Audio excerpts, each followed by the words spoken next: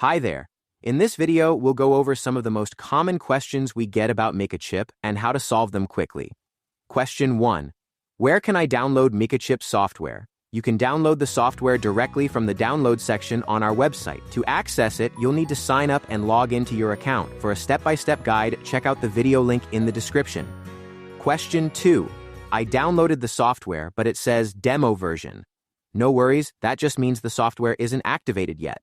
To activate it, open the software and copy your software ID. Email it to us in plain text, not a screenshot, as that can lead to typos. Make sure to include your order number in the email too. Once we get your ID, we'll generate a license key and send it back. Then just copy and paste the license key into the box provided, click OK, and restart the software. You'll be good to go. Question 3. I entered the license key, but it still says demo. This usually happens because the software ID was incomplete or had a typo. Here's what to do. Double-check your software ID and resend it to us. Make sure it's copied exactly as shown. In the license key box, make sure there are no extra spaces or characters. Clear it completely, then paste the key again. Question 4.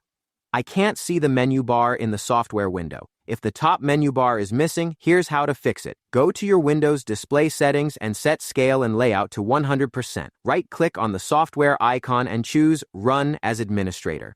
Change the high DPI settings, we'll show how below, and restart your PC. Depending on your Windows version, there may be a hidden extension button in the top right corner. Try clicking there. That may reveal the menu. Question 5. The software crashes or quits when trying to read a chip. This could be caused by a few things. Driver issue. Windows updates can sometimes break the USB driver. Reinstall the driver and check out this guide video with link below. Try a different USB port. In Device Manager, make sure the Mikachip programming tool is assigned to the correct COM port. Always run the software as administrator. Temporarily disable your antivirus or firewall, or try using a different PC. Make sure you're using the correct software version for your programming tool. Mikachip v1.2 tool needs Mikachip v1.2 software. Mikachip 2.0 requires Mikachip v2 software. Question 6. The software won't open or keeps closing on launch.